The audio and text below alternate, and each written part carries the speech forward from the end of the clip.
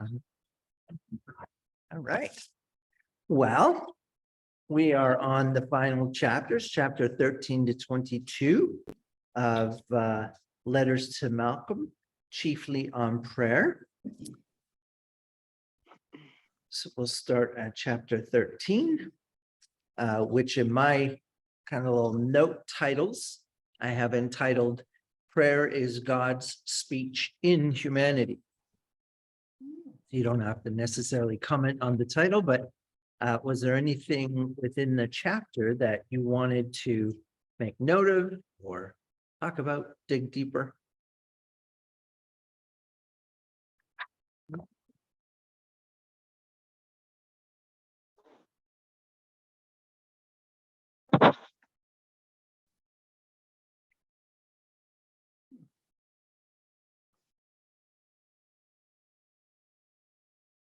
So the discussion between the two men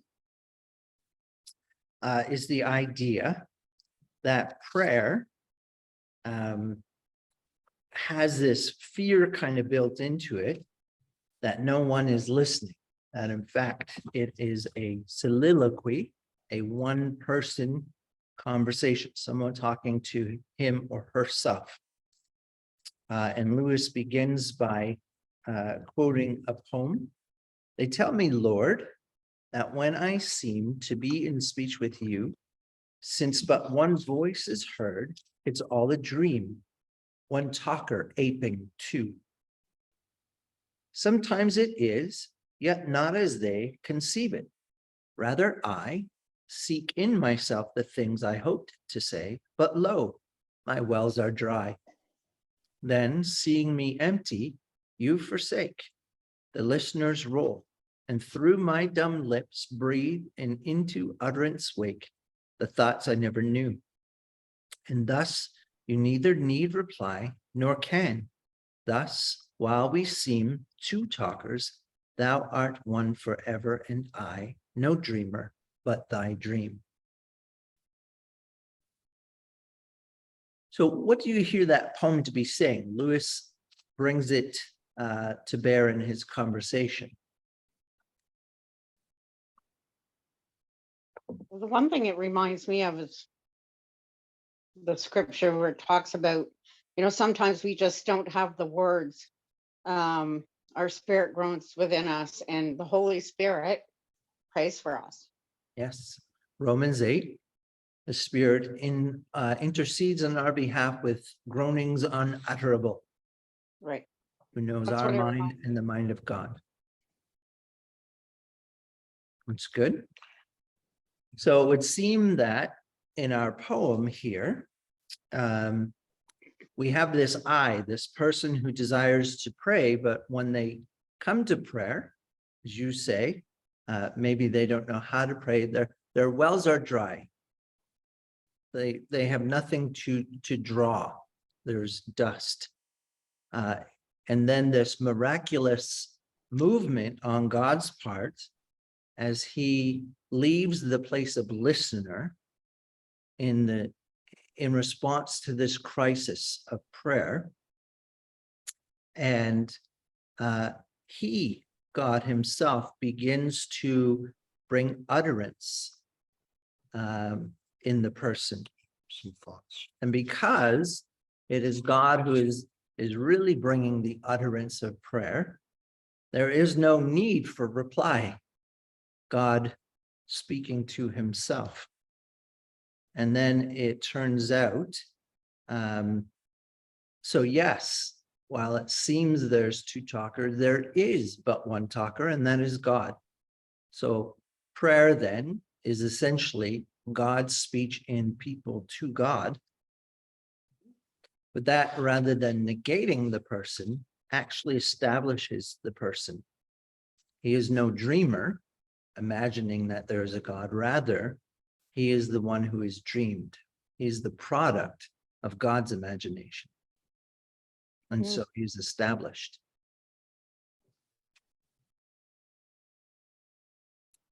Pretty cool. Cool.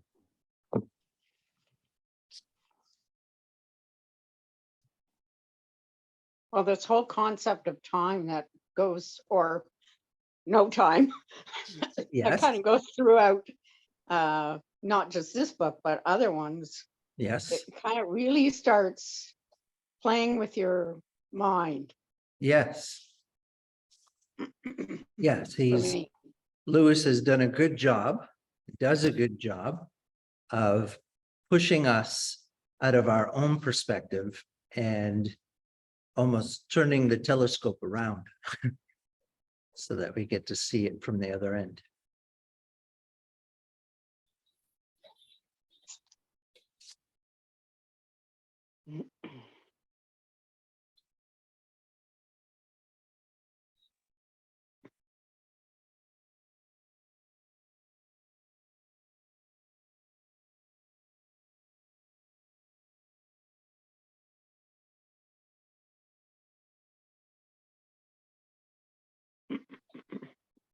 So there is this Wesleyan kind of idea, page 69 of my copy, where he says, and indeed the only way in which I can make real to myself what theology teaches about the heinousness of sin is to remember that every sin is the distortion of an energy breathed into us, an energy which, if not thus distorted, would have blossomed into one of those holy acts whereof God did it and I did it, are both true descriptions. We poison the wine as he decants it into us. Murder a melody, he would play with us as the instrument. We caricature the self-portrait, he would paint. Hence all sin, whatever else it is sacrilege.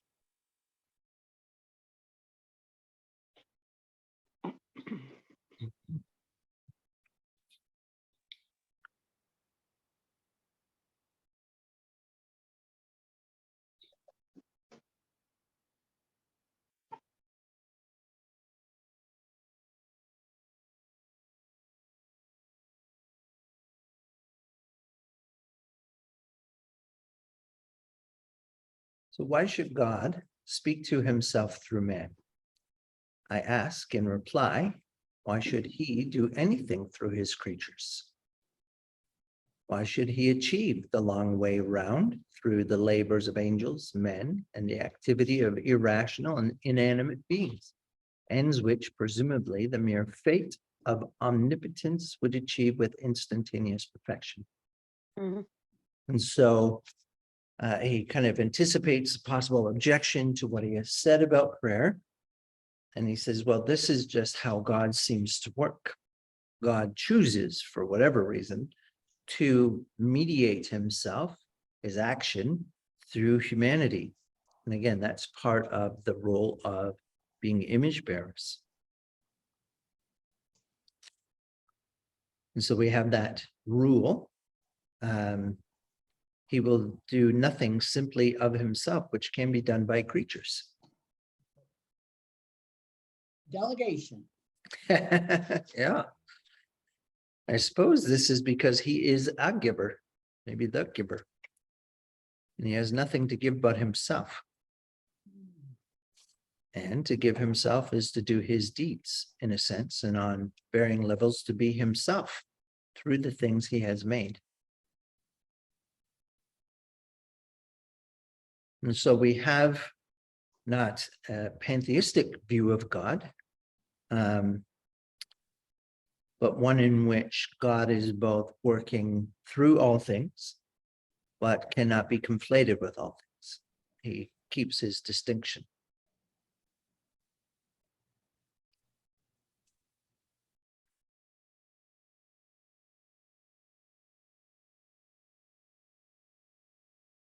We have an Advent-like conclusion to this.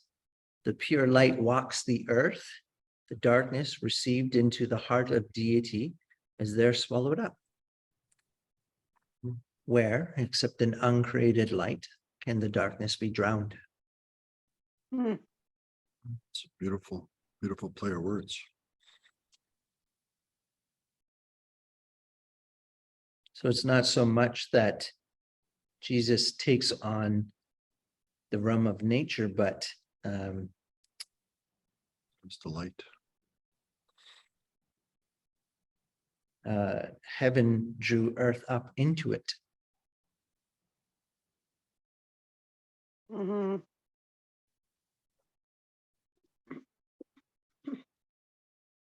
I think that's probably important for understanding the final chapter conversation he has around the doctrine of the resurrection, Mhm. which I don't wholly agree with Lewis on this. It's one thought, it's an articulation. I appreciate it for what it is, and that doesn't mean that he's wrong and I'm right, doesn't mean that I'm wrong and he's right. So we don't have to get caught up in that just yet. Chapter 14, we have what I call the realness of God. Any thoughts, questions, comments that you want to make about that chapter?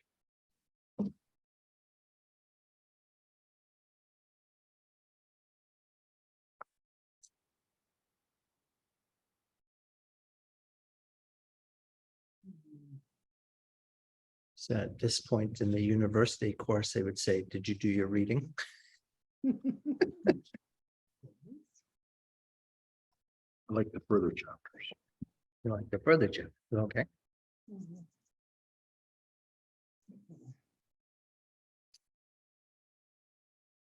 So we take up the concept of creation here. Not emanations.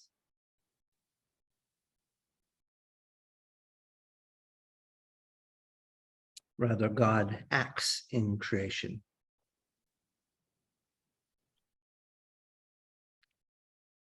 Only God makes.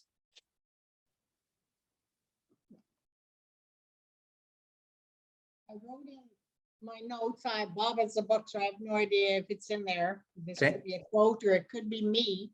Okay, God is in his creatures in a way we cannot be in each other. right. So that's how close he is to us, right? Mhm. Yes. God is in his creatures in a way that they cannot be in each other. Was that it? Right, yeah. Okay, we'll look for that idea.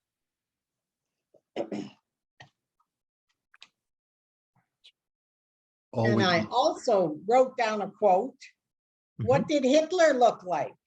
Like Aha, all men, like Christ? That was kind of icky. yeah, okay.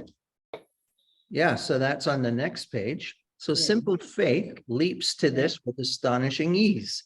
I Yeah. once talked to a continental pastor who had seen Hitler and had, by all human standards, good cause to hate him. What did he look like? I asked. Like all men, he replied, that is, like Christ. Okay, so obviously that's bothersome. Unpack that a little bit. What is it that Lewis is trying to say? How is it that Hitler can look like Christ? Does that mean that Christ therefore looks like Hitler? Does it go both ways or is it only one way? Well, if you think when Christ walked on earth, he can lose himself in the crowd because he looked like just the other people. He Right? wasn't had a halo around his head. Yeah. You know, I often So- wondered how did anyone come up with a picture, How did anyone what? come up with an actual picture of Christ? You know, 'cause Ah, yeah, nobody he never left his mark. yeah. There's So no pictures, nothing to say that.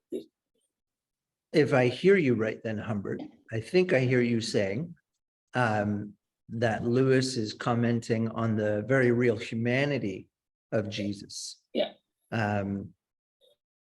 Which would mean that then that pastor was also able, despite the evil of Hitler, was able to see that Hitler was simply a human, did not become less than human. Hitler, or maybe Jesus, shares the same humanity as Hitler. Maybe within that is good news for all of us. I hope not. You hope not. Why would you want Jesus to be like Hitler?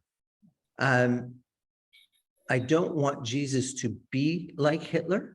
That's good. But I do want Jesus to be the same human as Hitler, because if he's not, then that level of humanity is not redeemed. Yeah, it's like he's made all mankind to make the choices, and Hitler chose to walk a different path. Yeah, That's, Yeah, Jesus would have been as capable of making the same kind of decisions and choices as Hitler, but he chose a different path. Yeah. So he chose to obey God. one early church father, Cyprian, in the 3rd century said, whatever of our humanity was not a part of the incarnation, that part of our humanity was not redeemed. right. If Hitler was not redeemable, if he's not comprehended within the humanity of Christ, then we're all in trouble. Mhm. I'm sure Lewis used this example because it was hot. Oh, That's yeah, exactly yeah. so everybody would be thinking about Yeah, this terrible person, yeah. but yet this terrible person was created by Christ. Mhm. He's a human being. Yes. That human being just made some different choices. Oh, terrible, terrible, horrific. But that's just how Lewis is. Lewis likes to push the buttons, and, Mhm. and he's pushing his buttons well with that word. Well, and there's also in logic, this idea of the greater and the lesser. Hmm. So if Hitler can be comprehended within the humanity of Christ, and he is a greater evil than I, and we can all agree to that, then I too must be comprehended within the humanity of Christ, Yes. right? So ultimately, it's a hopeful thing that the pastor says, and a demonstration of God's grace in operation that pastor can say it so straightforwardly, because there is a level of not only seeing Christ's humanity, but also our own humanity in Hitler. There, but for the grace of God go I. Dave, could you talk a little bit in the next section? He kind of goes on and talks about when one is among pantheists and then among deists. And Yeah. he referenced Woolwich, which doesn't mean anything to me. What are the differences of those two Sure. systems? Okay, so one is always fighting on at least two fronts. When one is among pantheists, so pan means all, and theist is theism, God. So everything is God is what pantheism is. So this cup, this table, it's not so much that God is, panentheism would mean God is in all. Pantheism means God is all. So everything that is God. And so the entirety of creation is God. They're conflated. So there's no transcendence to God in pantheism. So when among pantheism, those who believe that everything is God, like the world, creation, nature is God, one must emphasize the distinctness. So to say, no, God is other than his creation. So he is transcendent. He is different. He is over. He is above. He stands apart from his creation and relative independence of the creatures. So if we say that God is in Bob, we mean that in a limited sense. We don't mean that somehow God or that Bob is himself imbuing God in some way. Yeah, like Rather, there's my mother a- used to talk about like the God particle and like That's right, stuff like yeah. that. So that would be that new agey pantheism is a Yeah. part of that. Yeah, panentheism can be a part of that. And so he's saying, so when we're talking to pantheists, we have to always kind of hit the distinctness of God, transcendence. And then among deists, so a deist is different than a theist. A theist believes that there is a God and he created all things, and that creator God remains intimately interested, connected to that creation. There's an ongoing relationship. In deism, there is a God, but he basically sets up a system. So the classical way to describe deism is like a clockmaker. So God is the clockmaker. He builds the clock, he puts all the gears and sprockets and little rubber bands and it all together, and he winds it up and he puts the clock on the mantle and he walks away. Now, because that clock is a closed system, it just runs forever. And maybe, it starts out fast and it'll slow down and one day wind down and come to an end, won't function anymore. But that creator God is not intimately involved in his creation. He's left it. So there's no morality. There's no particular way he wants you to live. There's just, this is what is, and whatever is fine. There's no moral compulsion about it. And this creation is not any longer dependent on the creator. We just needed him to put the system together, and now the system is just running. So there we have too much transcendence. It lacks the sense of immanence in theology. So Lewis is doing a typical theology thing, which is keeping the two sets. And I think elsewhere he talks about, maybe it was Mere Christianity, where Satan always moves in twos, right? He always has two kind of poles or ditches that he wants us to veer into. So among the deists, they really think God is to be sought in the sky. One must emphasize the divine presence in my neighbor, my dog, my cabbage patch. So that God is a part of this creation. So God is a part of Bob's life without Bob becoming God. Well, you can't conflate the two. But God is not absent from Bob. God is not absent from this table. But this table isn't God, doesn't participate in an essential element of God.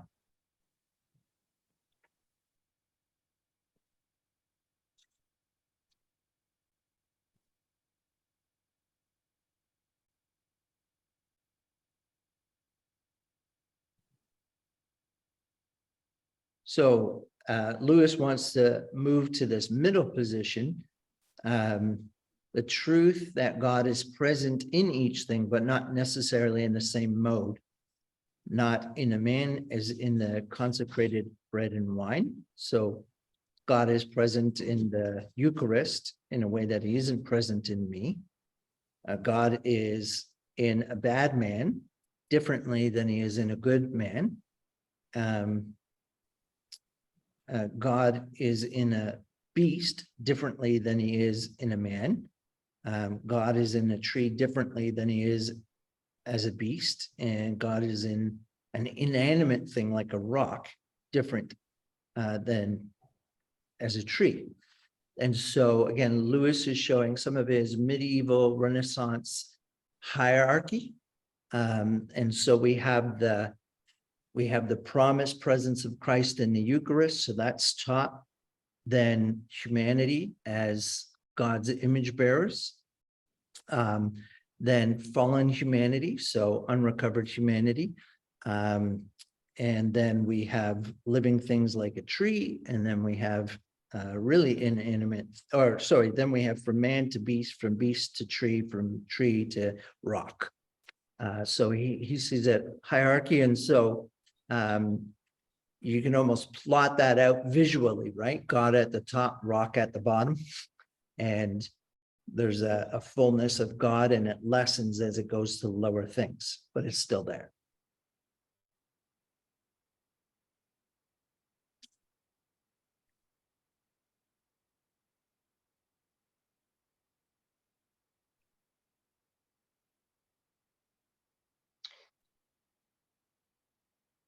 I liked his reference a little later on where he talks about that it's well to have specifically holy places and things and days.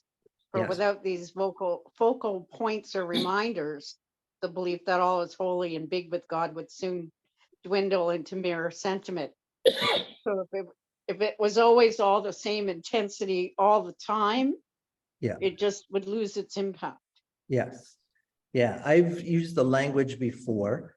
If everything is worship, if everything in my life is worship, everything that I do is worship. And I don't ever take time to actually stop and worship prescribed acts of worship with the people of God at certain times, then my everything is worship becomes nothing as worship.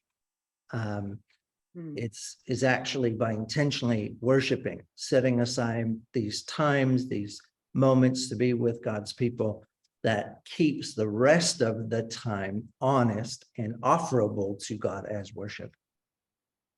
So I quite agree with Lewis there. I think that's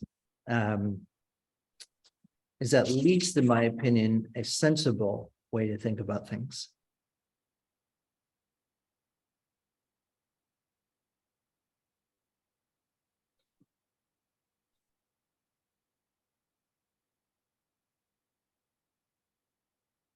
What corroborates me in this faith is the fact, otherwise so infinitely deplorable, that the awareness of this presence has so often been unwelcome.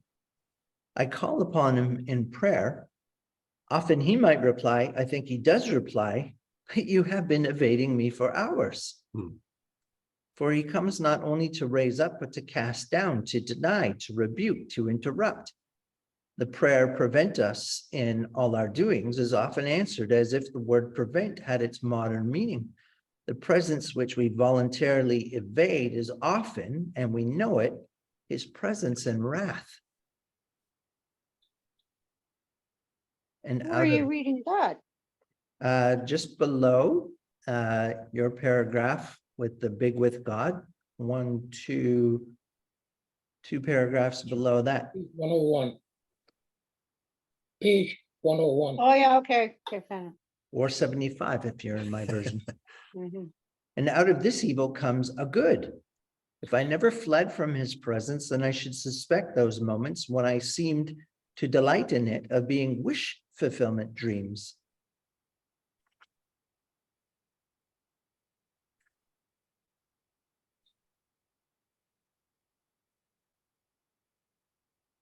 All right. Well, we move on to the next chapter, chapter 15, which I have summarized as the actual meeting of God and me. And here we have Betty, Malcolm's wife, has been our third correspondent, and we never knew it. A silent woman. The silent woman. Although he would never accuse her of being the silent woman.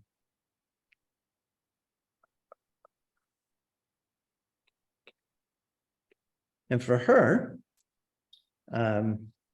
she thinks that they're really making quite a meal out of this conversation. And for her, it's just really straightforward. If you believe God, then why wouldn't you address it? Like, what are we going on with all these letters about? Which just reminds us that it takes all kinds to make a world. Mhm. Mhm. And as Lewis says, it depends on who a person is. He's an adult convert from the intelligentsia. Hmm. So simplicity and spontaneity can't always be his starting point. He can't just jump back into childhood. Because it would make something grotesque if he tried to. So for him, he has to take the long way around to come into prayer, which is good to remember.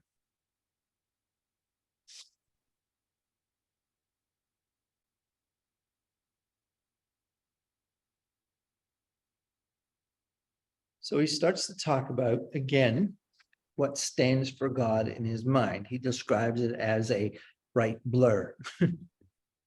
But then he says there's a second representation in the conversation, and he knows this, right? So again, he's describing why he can't just simply pray. He knows, for one thing, his mental image of God is not God. So he has to deal with that. For the other thing, his mental image of himself is not himself.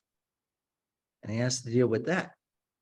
Now, most of us probably have encountered this idea before, that my idea of God is not God himself. Praying to you who you know yourself to be. I think we did that last time. But so often when we think about ourselves, we just think of ourselves as ourselves. We don't think this idea that I have about myself is actually not my true self. I think it's just me. And he's saying, but I know it's not me. I can't leave it at that because I know they are both phantasmal. And it's useless to pretend that I don't know that when I do. So I can't pretend to just be simple. Simple is not an open option for him. It is for me. Yeah. Well, he's now making it harder for you because you went and opened his mail. And so he says, paradoxically, the first step I have to do when I come to prayer is banish the bright blur, that image of God, to break the idol.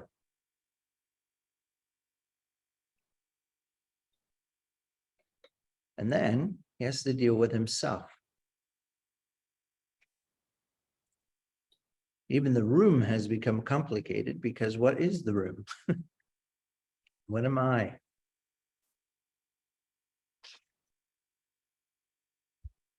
I am not, to the same degree, conscious of what I call my thoughts. Or if I try to examine what happens when I am thinking, it stops happening. So there's a process, and yeah, you're thinking, you start to examine what you're thinking or the process that you're thinking, and suddenly you're not thinking about that anymore. You're now thinking that you're thinking. This poor guy. Yet, even if I could examine my thinking, it would, I well know, turn out to be the thinnest possible film on the surface of a vast deep. So there's so much more to who I am than my thought, even in this moment. My thought is just the skimming the surface of very deep pools.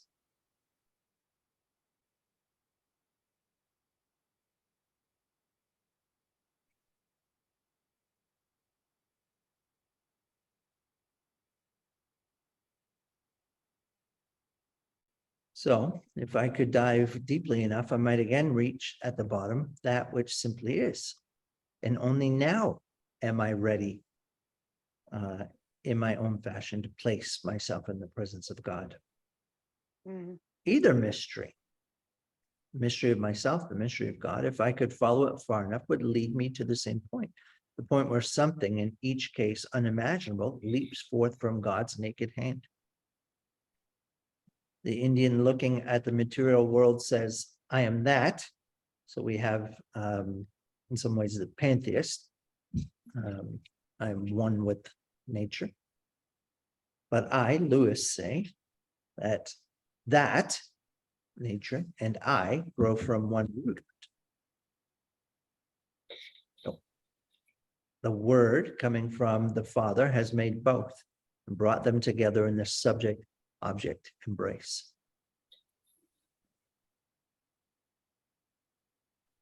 And so for Lewis, by coming around that way, the advantage for him is that he is now firmly planted in the present reality.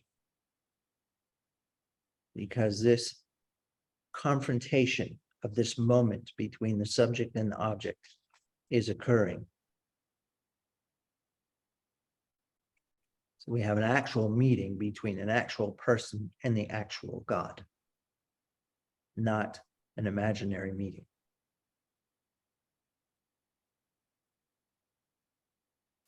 And again, Lewis is very right. Richard Foster talks about this too. In his book on prayer. So often we try to go up and out in our prayers.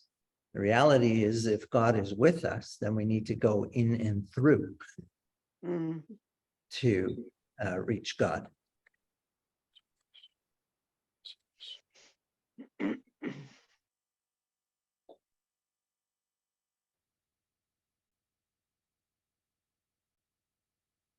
Well, maybe that's enough for now.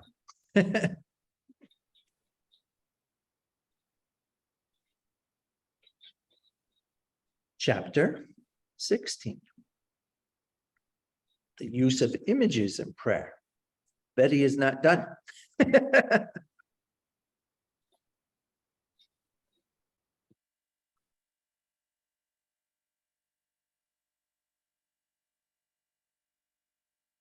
So Betty again has recommended that there's a shortcut for Lewis rather than having to do all that thinking about who God really is and who he really is and where he really is, what this present moment is and what this embrace is or this confrontation.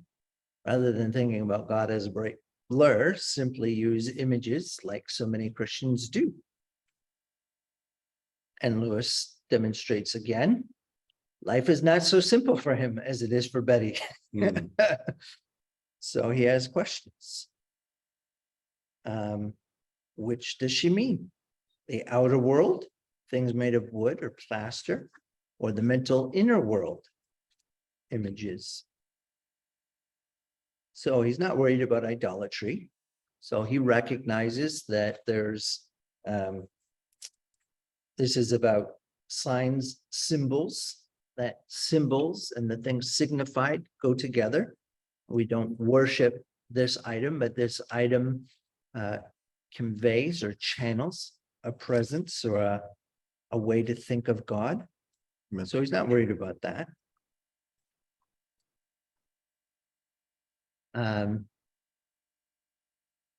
So for him, just trying to focus on any object sometimes does help with concentration. And he recognizes that this is one of the ways that the body teaches the soul. So again, we're whole people, we're embodied. So there's no problem using the physical, the material in order to improve or benefit the spiritual. And for him, that sense of concentration does help. But if he tried to do more than that, if he tried to go too far with that, it would fall apart. One, because he has artistic for those things. They're not always all that well done.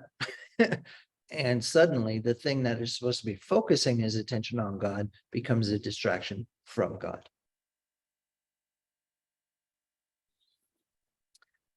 As well, because the only real images that we have no, how would you paint the Father? How would you paint the Spirit? But so usually these images are of Jesus, which can break down into a Jesus religion. This is a fear with much Christianity, where the triune God is replaced with a simple figure of Jesus, which can be problematic. Yeah, I think in later chapters, he referred to it as a Jesus pattern. Mhm. And Mhm. that's a religion in itself. Yes, yes, It's a danger. yes. Then we have the same defects happening with those mental images.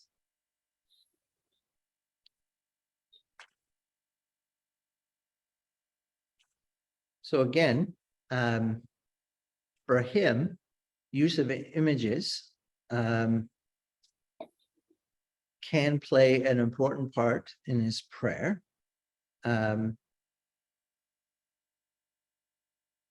But they seem to help me most when they are most fugitive and fragmentary. rising and bursting like bubbles in champagne or wheeling like rooks in a windy sky. So it's more haphazard for him. If he tries to make it routine or regular, if he tries to conjure it up or hold on to it, it falls apart, becomes a problem. Yeah, and he may be trying to bring out to the picture of, or the idea element of, be careful of what you're worshiping. Are you Yes. going to worship that altar? Are you going to that specific place? That's the only place where you're going to connect with Mhm. God. Yes, And, that would lead you down the wrong path. yes, and in some ways, you don't get into Narnia twice. Aslan doesn't do the same thing the same way twice. May be part of his experience coming through in those narratives and warning us that yes, we can, kind of like Peter, want to build a shrine, right? Lord, it's good for us to be here. Why don't I make 3 booths and we'll start camping? That's good.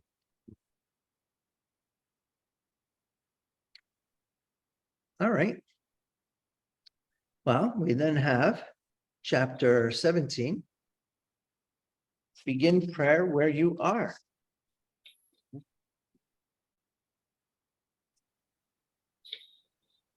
I've done a lot of talk, so I'm going to just leave it open for a moment. If you've got something you'd like to share, or we are listening.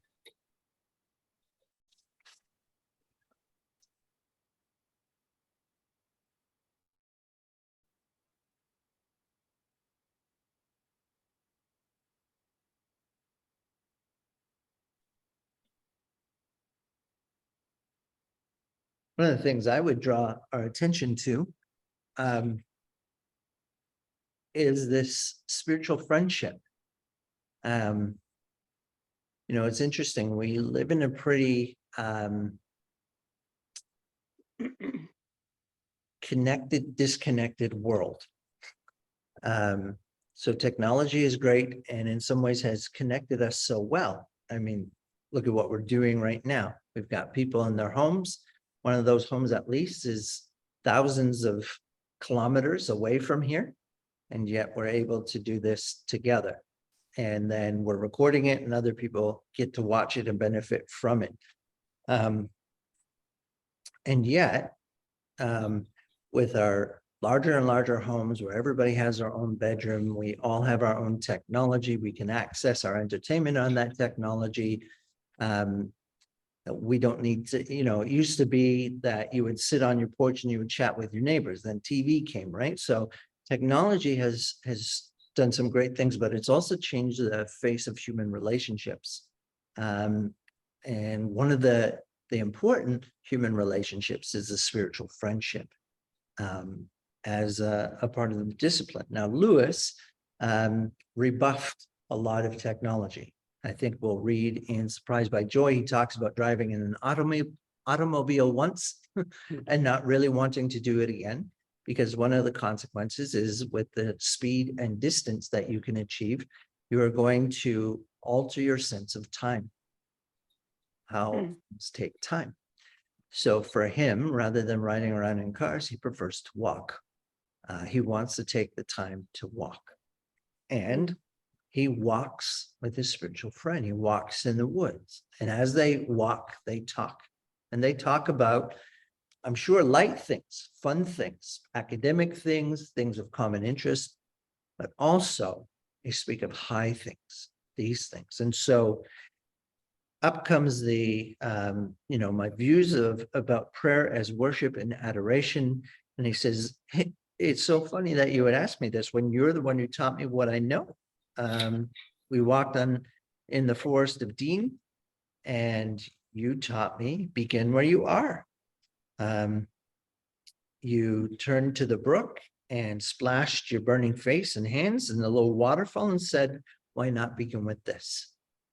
Nature. And for Malcolm, sounds like this was maybe throwaway, maybe forgotten, maybe just a moment. And for Lewis, that was transformative. I've had a few of those moments myself where I've made an offhanded remark and somebody will hear that, somebody who respects me, and we have these kinds of conversations, and they just stop. And they have to think. And they hear something. God speaks in that moment through me. That it's not me, it's the Spirit of God working. And so Lewis has one of these moments. Yeah, it seemed like he was really blossoming with the nature. Mhm. And just like, I could just visualize, it's putting that cold water in his face and he woke up. Yeah. Like, wow, this is beautiful.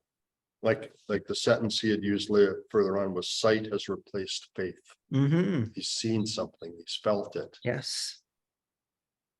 They were not the hope of glory, but they were an exposition of glory itself. Right. So hope of glory is normally future facing, right? In the eschaton, we'll get it. And so this is, in my opinion, an echo of what he's going to describe later as one of the surprising moments of joy.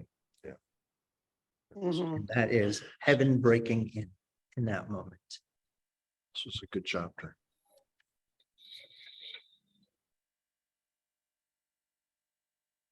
I was learning the far more secret doctrine that pleasures are shafts of the glory as Yeah. it strikes our sensibility. It's a good sentence.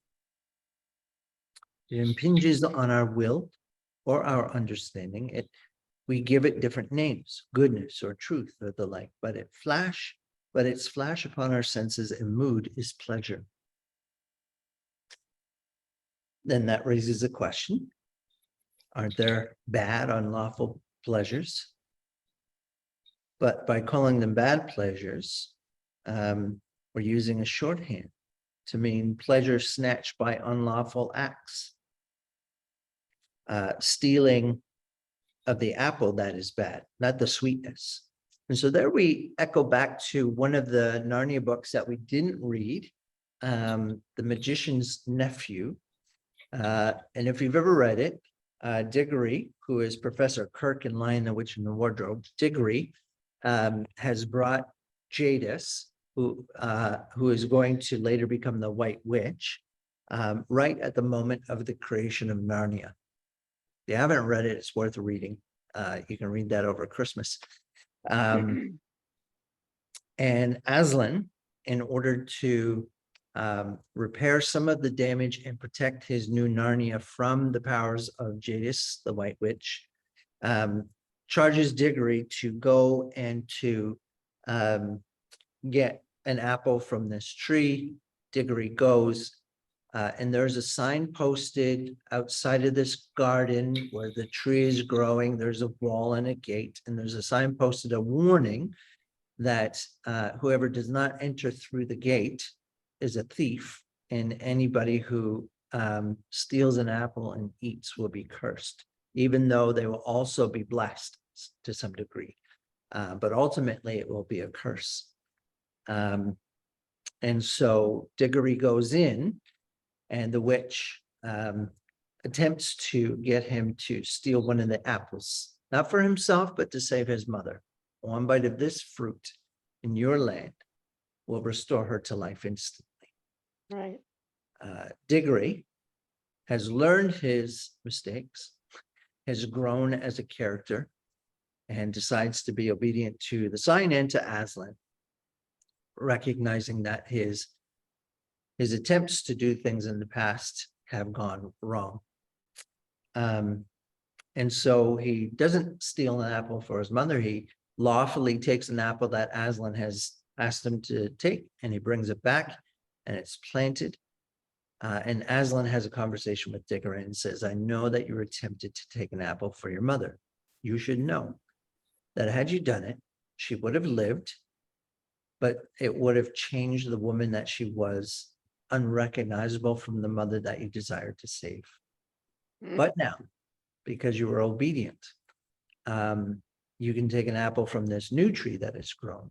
I give it to you lawfully. You can take it and she'll live. So it's, to me, it's that same idea. The apple is sweet, but the stealing of it ultimately corrupts it, right? It's a bad pleasure. And really, as he's talked about this sort of thing before, that's what sin is, right? He said it earlier, it's sacrilege. It's taking the holy things of God and perverting it. And all of this stuff, we are holy. We are made holy. We are made for holiness. All of our sin ultimately is sacrilege. It's taking that which is good and corrupting it to bad purposes. Or to use the language of virtues for mere Christianity, these things are good in limited senses. It's not always good to kill, but there are times when it is right to kill. It's not always good to have sexual intercourse, but there are times when it is right to have sexual intercourse, and on and on. These goods are meant to be within limits. To try and simply take them as pleasures, to remove the limits, have it as much as we want, that's Satan's lie, and that ultimately is sacrilege. And even though it's still sweet, it's corrupted.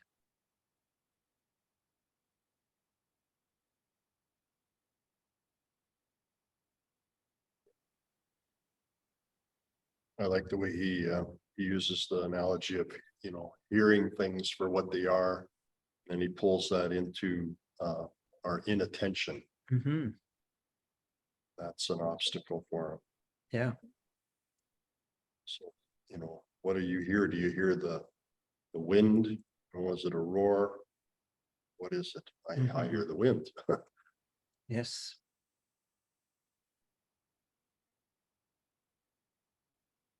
Yeah. So, and we're going to have this again in Great Divorce, this idea of no pleasure being too ordinary for such reception.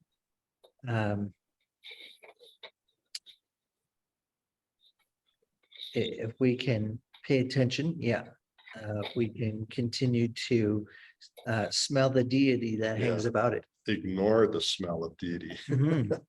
Yes, if we're inattentive, we ignore it. Yes. Just good words. And then greed.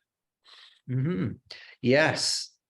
Now that's another very interesting and important thing, because we do this and again, we're back to I don't do the same thing twice. You can't enter into Narnia the same way twice. But greed is the other obstacle. Instead of saying, this also is thou, this next new pleasure, right? I just had this hot chocolate. So Lewis says, this can be the moment where I experience that pleasure and think of God and give him adoration, gratitude for this pleasure, this moment of joy. But instead of looking at that and saying, oh, this comes from you, this also is you, I say, more. Me more. And that too corrupts, right? Kind of like Turkish delight. Right. Very good connection. Very good.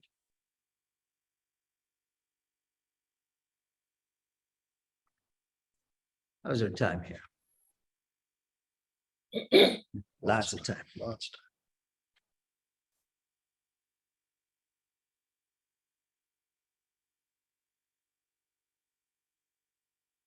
There's an interesting dynamic at play between our two authors, even though we're only getting one-sided conversation. For me, it's kind of the second to last paragraph. There, I've done it again. I know that my tendency to use images like play and dance for the highest things is a stumbling block to you. You don't, I admit, accuse it of profanity as you used to, like the night we nearly came to blows at Edinburgh. You now, much more reasonably, call it heartless. You feel it a brutal mockery of every martyr and every slave that a world process, which is so desperately serious to the actor, should, at whatever celestial apex, be seen in terms of frivolities.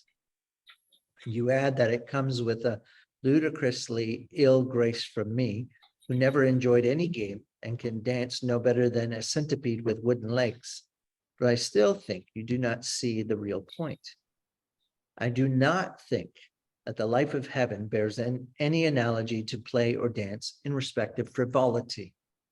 I do think that while we are in this valley of tears, cursed with labor, hemmed round with necessities, tripped up with frustrations, doomed to perpetual plannings, puzzlings, and anxieties, certain qualities that must belong to the celestial condition have no chance to get through, can project no image of themselves, except in activities which, for us here now, are frivolous.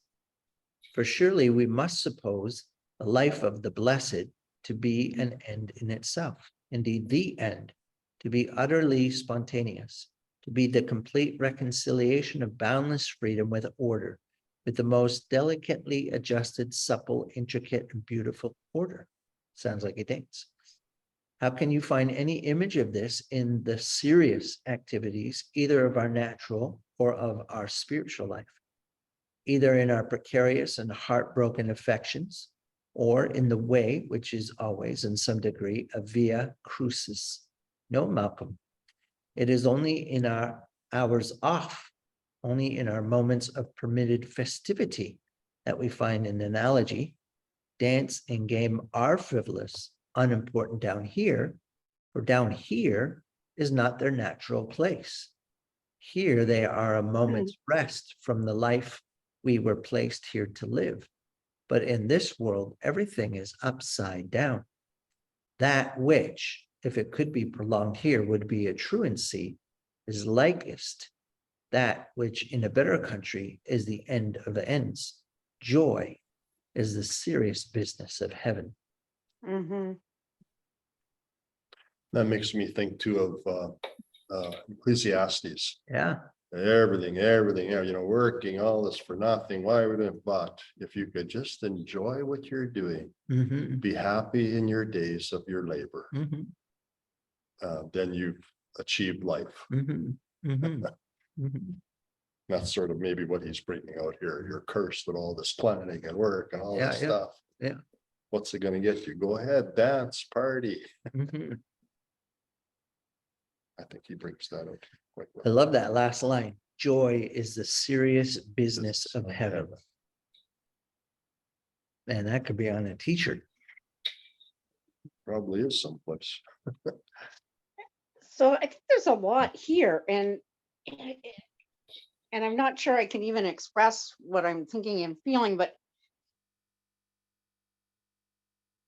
it's like I have had moments in my life where, well, one example would be I was at the CNE, and I was at a outdoor concert, and the music was fabulous, and a lot of people were up dancing, and I was up dancing, and there were in front of a couple of rows in front of me was a very elderly Chinese or Oriental woman, but she was bopping to the music. So I went around and faced her and put out my hand and, encouraged her to come and dance with me, which she eventually did. And she had the biggest smile. She did not speak English at all. Biggest smile on her face, though. One of the most joyous experiences I've ever had. But sometimes we're told or get the impression that an event like that, something like that, is bad. Mhm, How can that be bad? It can't. mhm. Well, I suppose if that's all you ever did, then it would Yeah. be that desire to have pleasure all the time without boundaries, Mhm. to be derelict in one's duty. And I think too, what enters into that, it makes me think your mindset, your attitude, your whole persona was the joy and seeing someone else enjoying themselves the same way I was, and you connected, two hearts connected in joy. And Yeah. without words, you were able to agree with one another. Yeah. Communion. That's a beautiful thing. But somebody on the outside would label it totally different. Well, what are they doing? Why are they doing that? That they shouldn't be doing that. Therefore, something joyful, beautiful becomes a stumbling block. It's just, Oh, I'm sure there were people who thought that. but it wasn't a stumbling block for you because you were No. true and genuine to how the Spirit was moving you. All right, It's beautiful. Beautiful. chapter 18, which I have entitled The Benefits of an Angry God.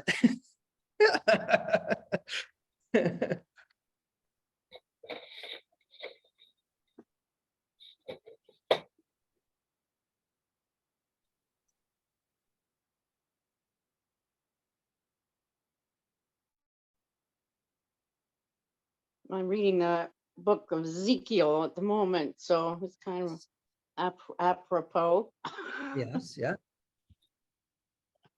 For me, things really lift off. You suggest that what is traditionally regarded as our experience of God's anger would be more helpfully regarded as what inevitably happens to us if we behave inappropriately towards a reality of immense power. As you say, the live wire doesn't feel angry with us, but if we blunder against it, we get a shock. My dear Malcolm, what do you suppose you have gained by substituting the image of a live wire for that of angered majesty? You have shut us all up in despair. For the angry can forgive and electricity can't. So we're dealing with this desire or tendency to change the picture of God, particularly. So Jonathan Edwards, who is the last of the American Puritans, had a revival in the States, wrote a sermon called In the Hands of an Angry God. It's kind of a famous puritanical sermon, and it's very threatening. It's very, God is angry and you need to escape that wrath. And, there's only one way to do it kind of thing. It's not seeker sensitive. And so in some ways, there's a response against that kind of description of God, where we don't want to talk about God in terms of being angry or wrathful. And so we're confronted with the sense of anger and wrath of God in Scripture. So we have to do something with it, right? We can't simply deny it. And so we reframe it. So we know that, so Lewis is saying, in my opinion, at one level, we know that God being wrathful or angry is itself an image. We can't, because we don't know God, we can't see God, and we cannot experience God's anger or wrath. All we have is a mental image of God's anger or wrath, which is really rooted in our anger and wrath. But we know cognitively that God's wrath is not like our wrath, where our wrath is uneven, can be capricious. The gods of old were capricious, and their wrath could break out for no reason, for any reason. The God of Scripture is not like that. So anyway, so we have that one image or analogy already. And because we don't like that, because the way people see that or hear that is not well received, we try to recast it, find a different image. And so Malcolm has come up with this, well, no, I mean, God is like a live wire of electricity. If this, Christmas tree is on here, if there's a frayed wire and I grab that frayed wire, I will get zapped. And it's not the wire, I just touched the wire in the wrong place at the wrong time. It was plugged in, it was live, and that kind of thing.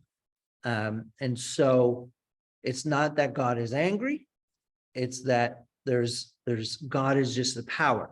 And so there's this inevitable consequence. Touch the power, get zapped kind of thing. But for Lewis and for me, and I hope for you, this is not helpful.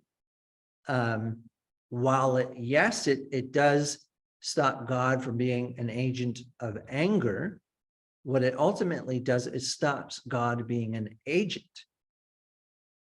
God has not decided to punish. Punishment is merely a consequence. And so he begins to work this out. Think of the fullest reconciliation between mortals.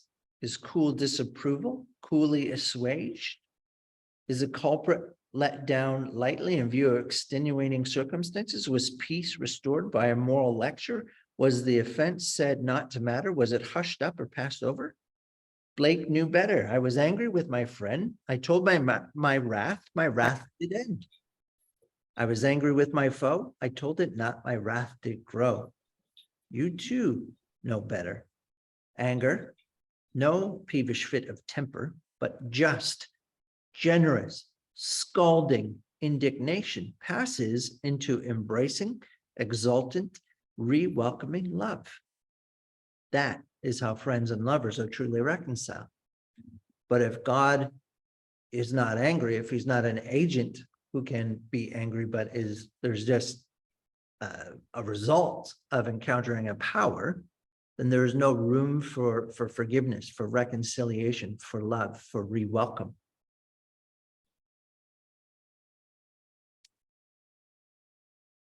Wrath and pardon are both, as applied to God, analogies, but they belong together to the same circle of analogy, the circle of life and love and deep personal relationships. All the liberalizing and civilizing analogies only lead us astray. Turn God's wrath into mere enlightened disapproval, and you also turn his love into mere humanitarianism. The consuming fire and the perfect beauty both vanish. We have instead a judicious headmistress or a conscientious magistrate. Comes of being high-minded. So by trying to demyth the old doctrines, we actually give things, important things up. I think he sums it up in that next little paragraph, though. Go ahead. Yeah, I know that the wrath of man worketh not the righteousness of God. That is not because wrath is wrath, but because man is / fallen man. Yeah.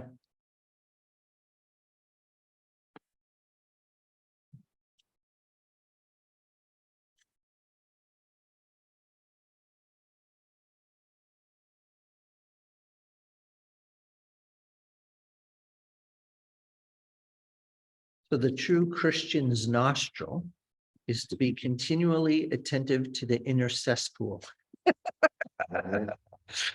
The true Christian's nostril is to be continually attentive to the inner cesspool.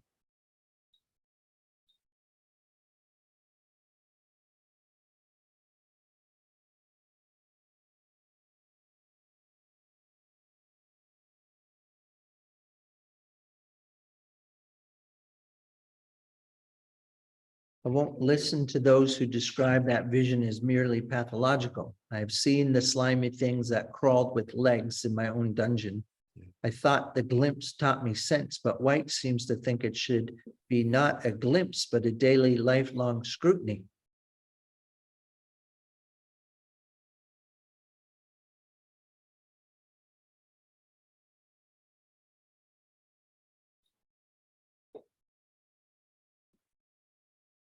All right.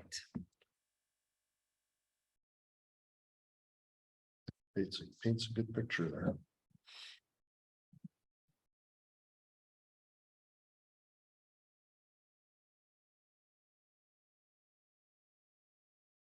All right.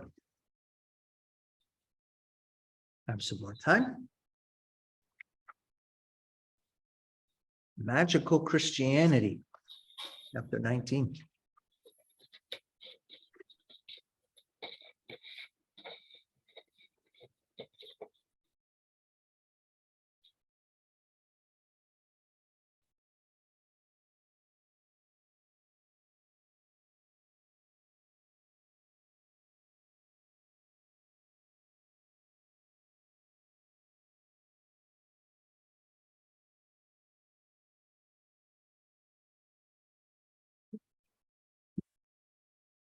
So here we have some conversation around the sacraments of the Lord's Supper. Seem to struggle with that. Sorry, Lewis seems to struggle with that. Lewis seems to struggle with it. Okay, tell me what you're hearing. That's what I wrote in my notes. Oh, okay. Whatever that I means. have to reread the chapter. Yeah. So again, he's being careful. We have to remember that this is initially a private correspondence. And so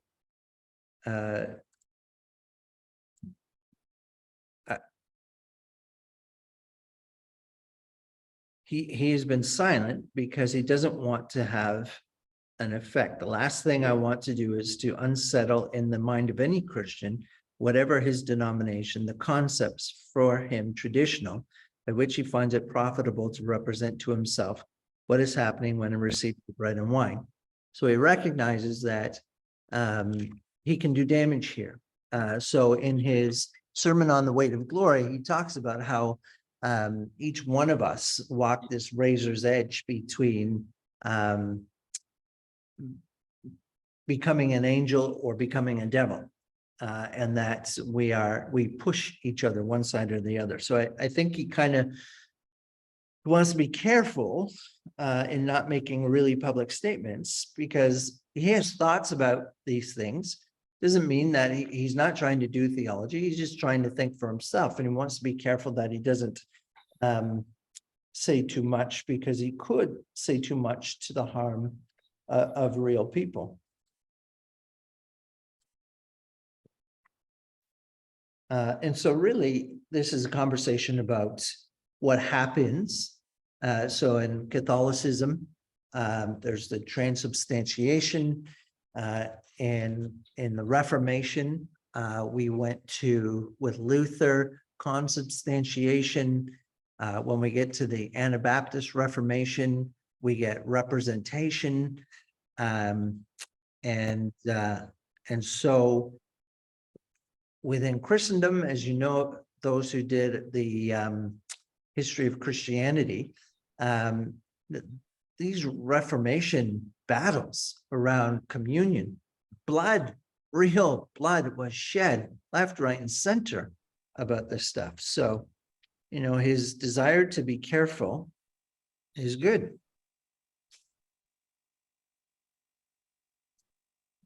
So some people seem able to discuss different theories of this act as if they understood them all and needed only evidence as to which was best. This light has been withheld from me, says Lewis. I do not know and can't imagine what the disciples understood our Lord to mean when, his body still unbroken and his blood unshed, he handed them the bread and wine, saying they were his body and blood. I can find within the forms of my human understanding no connection between eating a man, and it is as man that the Lord has flesh, and entering into any spiritual oneness or community or koinonia with him.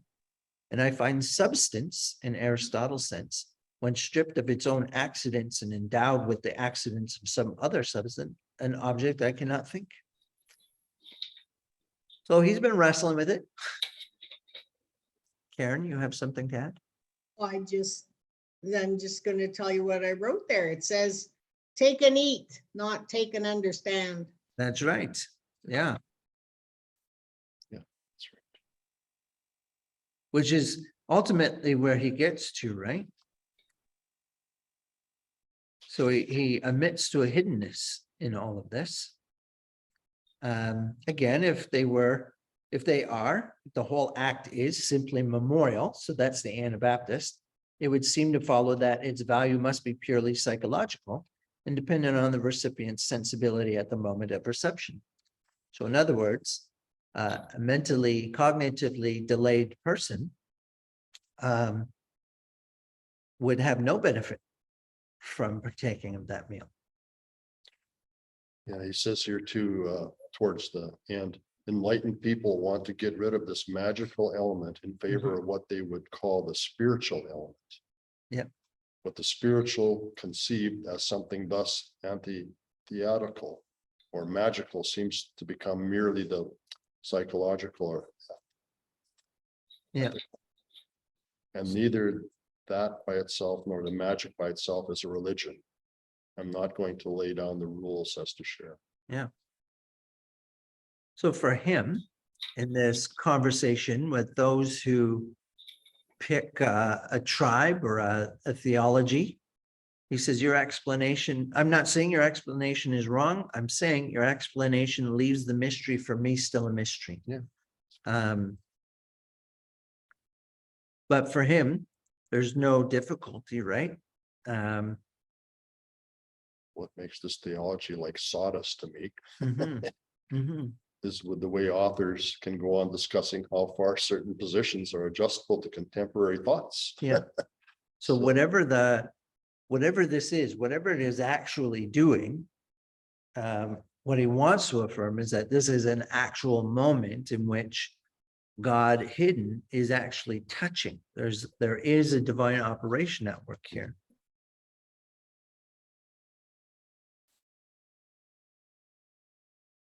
And I think that's good. I think that's the mystery of it Mhm. too. And so magic, it's important to note, is not meant magic in the sense of controlling nature, which is what magic often is, but rather the fairy tale sense. If you take this magic flower and you carry it, the seven gates will open for you of their own accord. So, in other words, just do this act and it will have real effect. Not because you're trying to control, but because you're trying to obey.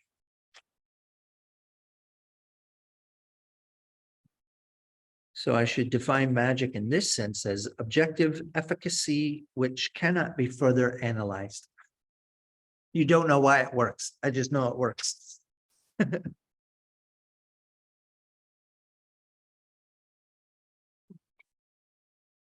Burn to dead, yeah. This is interesting. Chapter 20 has got to be interesting. Okay, go I'm not ahead. sure about all these prayers. of the We got dead. 8:22. Talk about it. Prayers of the dead. Prayer for the dead. That clock's wrong by The 15 clock is minutes. Losing time. Or we're gaining time. Who knows? Yeah, we're gaining time. So everybody's comfortable with praying for the dead? Never done it. Never done it. I've never done. Try to pray for them before they die. Right. Which is a normal Protestant way to think. So, I mean, that's part of our formation, right?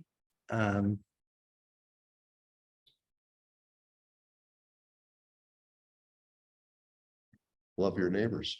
Love my dead neighbors. I love my neighbors. Well, maybe you need something closer. I mean, if Karen died, would your love for Karen, Oh, your attention for Karen, could you just mute your mic and your camera for a minute? it wouldn't stop. Would your concern for Karen end there? Or does it carry on between the veil of death, knowing especially that she's not dead? In Christ, she does not die. That she has just simply joined the great communion of saints that surrounds us. And that, as the creed says, we have communion with the saints. Well, yeah, having communion with the saints and praying is sort of different in my mind, though. So notice I say prayer for the dead, not to the dead. Although in the earlier chapters, last week, we did talk about the topic of praying to the dead.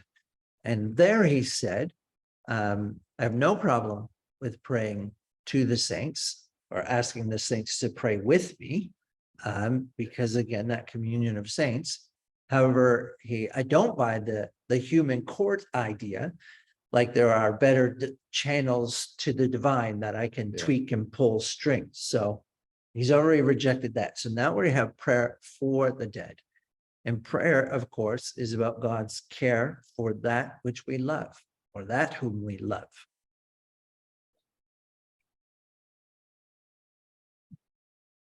Of course, I pray for the dead, says Lewis. The action is so spontaneous. Now he's lost his wife at this point. So all but inevitable that only the most compulsive theological case against it would deter me. And I hardly know how the rest of my prayers would survive if those for the dead were forbidden. At our age, the majority of those we love best are dead. What sort of intercourse with God could I have if what I love best were unmentionable to him?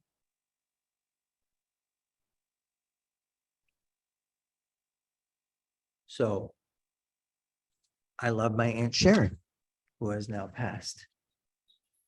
If I ask God to care for her, have I violated some rule?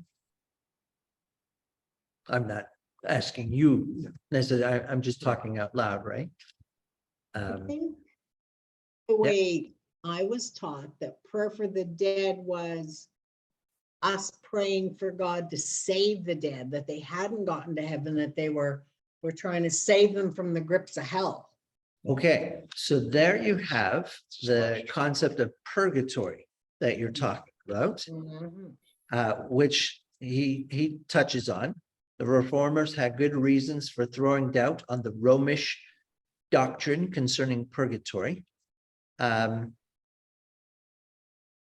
so, yes, at one point in church history, purgatory was kind of this in-between indeterminate space, right? Where it could lead to hell or it could lead to heaven.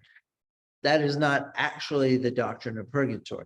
Purgatory, in its proper sense, is only the threshold into heaven. So you've heard me say it before, but all theological doctrine has a place in a community and had an important function and good news for a community.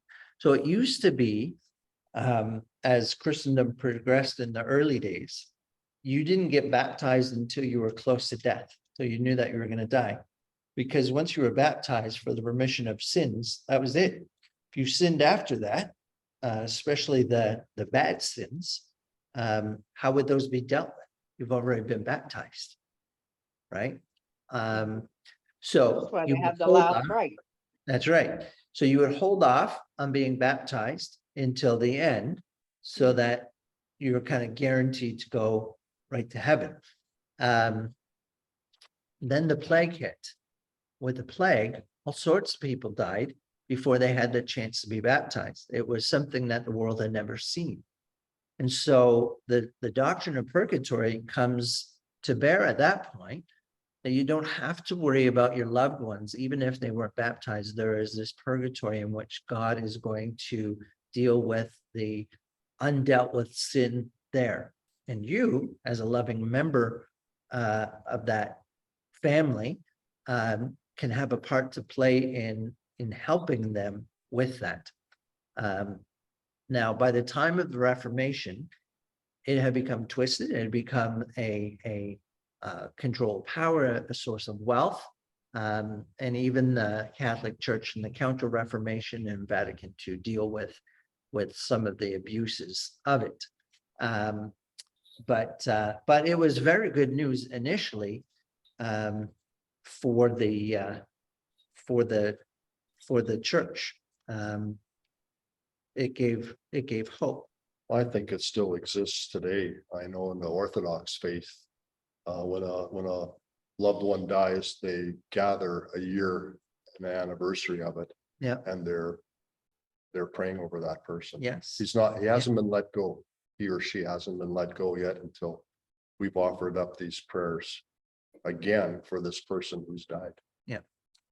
So he kind of reframes purgatory. So he talks about how it's kind of gone off track, and he says the right view returns magnificently in Newman's dream. There, if I remember it rightly, the saved soul at the very foot of the throne begs to be taken away and cleansed. It cannot bear for a moment longer with its darkness to affront that light. Religion has reclaimed purgatory. Our souls demand purgatory, don't they? Would it not break the heart if God said to us, "It is true, my son, that your breath smells and your rags drip with mud and slime, but we are charitable here, and no one will upbraid you with these things, nor draw away from you. Enter into the joy." Should we not reply with submission, sir? And if there is no objection, I'd rather be cleaned first. It may hurt, you know. Even so, sir. The process of purification will normally involve suffering. Mainly because the most real good that has been done me in this life has involved it. Suffering isn't the purpose of purgation.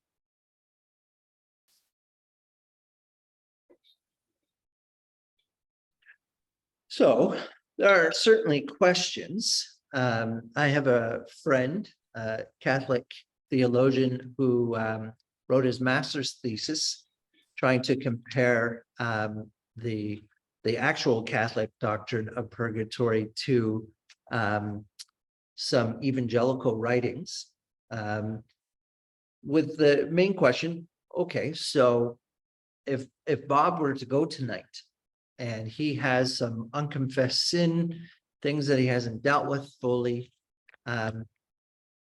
how does he enter into heaven? How does he enter into the presence of God in that state? How does he reach perfection in order to be brought in? So again, there's some sense of purgation. Now, for myself, I see all of this as covered, our sin covered in the cross of Christ entirely. Christ dies for our sin in its entirety, for our life. He's not, moment by moment needing to drip new grace onto our next sin kind of thing. So for myself, I picture something far more instantaneous, and yet that is still an increment of time, right? There was a time when I had sin and a time when that sin was dealt with, and I no longer had sin, right? There seems to be process there that we're talking about. More than that, it's not just my sins that I've committed, but there's the issue of sin dwelling in me, right? Part of my problem right now in my mortal body, my present state of being, is that I have sin dwelling in me. It is my master. And even in Christ, it still seeks to master me. The good news of the gospel is that it now no longer needs to master me, but it hasn't been uprooted. I still have to make the decision, and the hope of the gospel is I have been enabled to say no to sin and yes to Christ in his spirit, to be led by the spirit and not make provision for the flesh. But that's still a process. Something has to happen where that indwelling sin ultimately is uprooted and cast out. But again, is that instantaneous? It's still purgation. And then we get into the dynamic, does the drops of eternity on that side of the veil flow differently than the drops of eternity on this side of the veil?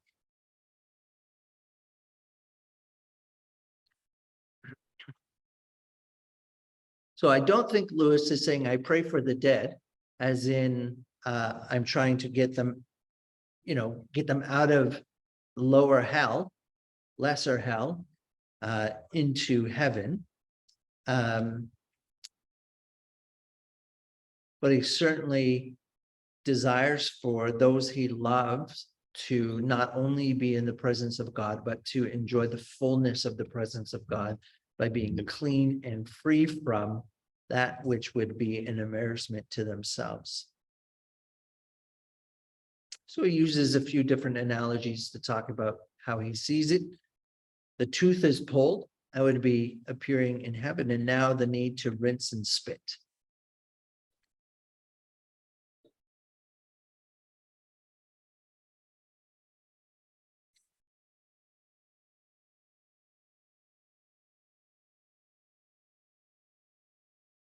Any other thoughts on that?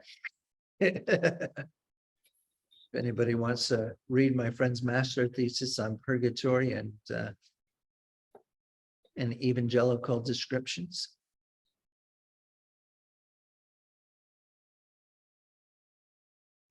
Well, the whole thing is definitely a foreign concept from my Protestant point of view. But Yes, I'm married to a person yes, who's Roman Catholic, a man who's Roman Catholic, and for him, it's very important. yes, So this is sort of helped shift my thinking a bit. I mean, last week's chapter, I think I talked about it then too, yeah. sort of gave me a bit of a different perspective, and so does this. Mhm. So I think it brings us closer together, which Yes. is a good thing. Well, and that was actually what Anglican was meant to do, right? Try to be a middle way Hmm. between Mhm. Catholicism and Protestantism. Didn't ever work, but it tried. How are we doing now? Ooh, 8:36. All right. Well, we should stop it there. For the video, we're breaking through December, and we'll get back together the first Wednesday of January. And for that class, we are going to talk about the voyage of the Dawn Treader in its whole, just that 1 week. So read that over your Christmas break. And I had the thought to try and assign everybody a chapter to kind of lead a discussion, but I don't want to give you that kind of homework. When I see the panic in Karen's eyes. Okay, so anyways, that's what we're doing. I'm going to stop the recording.